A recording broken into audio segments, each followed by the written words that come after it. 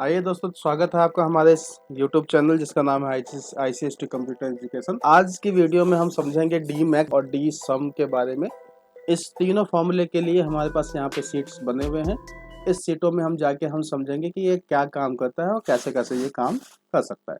तो डी, अगर हम मैक्स की बात करें तो मैक्स से समझ में आ रहा है कि मैक्सिमम वैल्यू की बात चल रही है। तो यहाँ पे हमसे ये बोला गया है कि जितने भी ब्रांड का हॉरिजॉन का ब्रांड है उन सभी का to calculate largest value of stock of a particular brand of bulb। किसी भी बल्ब का ब्रांड जिसका हॉरिजॉन है उस बल्ब का हाईएस्ट वैल्यू बताना है। तो सबसे पहले अगर हम इसमें फिल्टर लगा के देखना चाहें मैनुअल, तो कंट्रोल शिफ्ट एल दबा के हमने इसमें लगाया, ब्रांड हमने सेलेक्ट किया है इसमें सिर्फ हॉरिजॉन, फिर इसमें हमने कंडीशन लिया है सिर्फ बल्ब, और इनमें हमारे पास कितनी वैल्यूज आई हैं, हमारे पास ये 4-5 वैल्यूज आई हैं जो इस कंडीशन को मैच करती हैं। और इसमें से जो सबसे ज़्यादा वैल्यू दिखाई दे रहा है वो हमें दिखाई दे रहा है 60।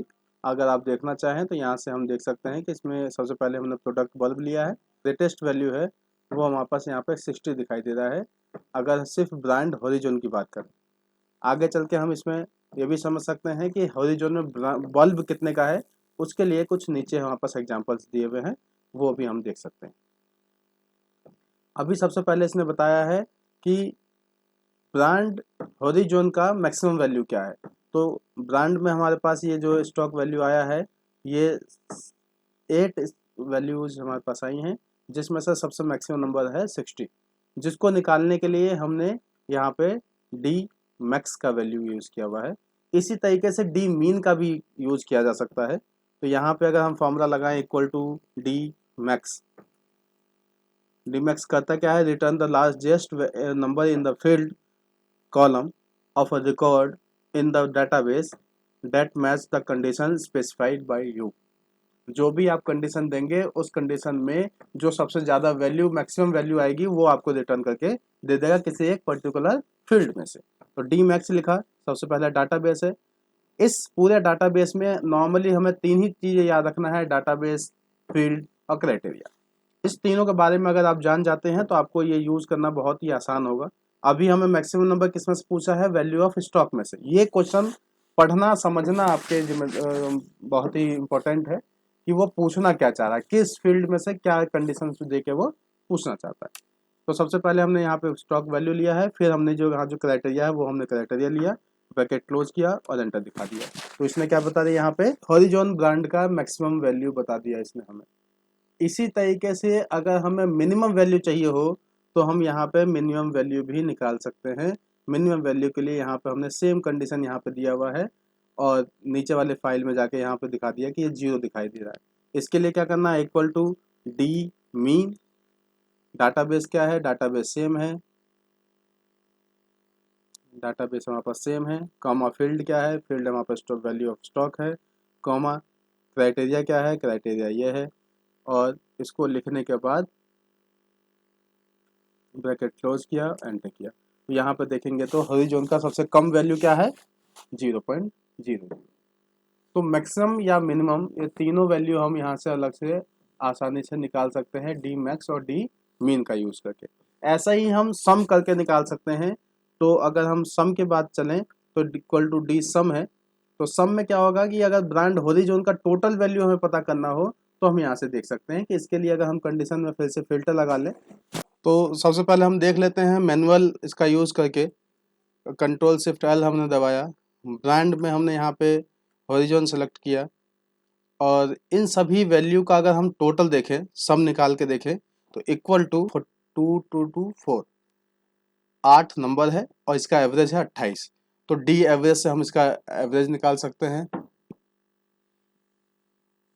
सम निकाल सकते हैं। इसी कंडीशन को हम सम इफ से भी निकाल सकते थे। तो सम इफ की वीडियोज हमने पहले बना रखी हैं, आप चाहें तो उसको भी देख सकते हैं। ये दोनों आंसर एक साथ हम डी सम या सम इफ दोनों से ही निकाल सकते हैं, जो भी आपको आसान लगे वो कर सकते हैं। लेकिन डाटाबेस में से अगर किसी एक पर्टिकुलर फील्ड के लिए यूज करना हो, मल्टीपल कंडीशन हो, तो उसमें भी डी सम एक साथ ही काम कर सकता है। जबकि इफ सम इफ और सम इफ्स को मल्टीपल कई बार लगाना होता है तो उसमें थोड़ा सा वो लेंदी होता है बच्चों के लिए, तो डी सम का यूज कर सकते हैं। तो इस तरीके से हमने देखा यहाँ पे डी मैक्स, डी मीन और डी सम के बारे में।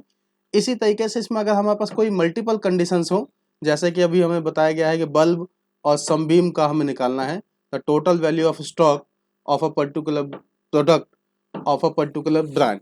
किसी एक प्रोडक्ट का, किसी एक पर्टिकुलर ब्रांड का अगर हमें टोटल चाहिए तो भी हम सेम फॉर्मूला लगा सकते हैं, equal to D sum, database का सम चाहिए, कॉमा डाटाबेस हमारे पास है क्या, तो डाटाबेस तो हमारे पास यहाँ से लेके यहाँ तक का पूरा डाटा है, कॉमा फील्ड क्या है, फील्ड हमें चाहिए total value stock, comma criteria क्या है, तो क्राइटेरिया हमारे पास हमने यहाँ पे लिखा हुआ। जब भी आप कोई फॉर्मूला बनाएं तो क्वेश्चन को पढ़ने के बाद उसकी ज़रूरत की चीज़ें, जैसे ये क्राइटेरिया है, इसको लिखें। बहुत सारे बच्चे क्या होता है कि इसको लिख नहीं पाते हैं सही से, इसलिए उनका आंसर्स नहीं आते। तो क्वेश्चन को पढ़ना, समझना और वो क्या पूछना चाह रहा है, ये बहुत इंपॉर्टेंट है। और साथ में किसी भी फॉर्मूले के अंदर उसका जो सिंटैक्स है वो आपको याद होना चाहिए, पढ़ा होना चाहिए कि किसको क्या कहते हैं। इस तरीके से आप आसानी से डाटाबेस का ये साथ के साथ फॉर्मूले का यूज़ कर सकते हैं। उम्मीद है आपको ये सारे फॉर्मूले समझ में आए होंगे। अगर आपको इसमें से कोई सी भी फॉर्मूले में कोई अगर डाउट लगता है तो आप हमें कमेंट बॉक्स में लिख के बता सकते हैं और इसको आसानी से समझ सकते हैं।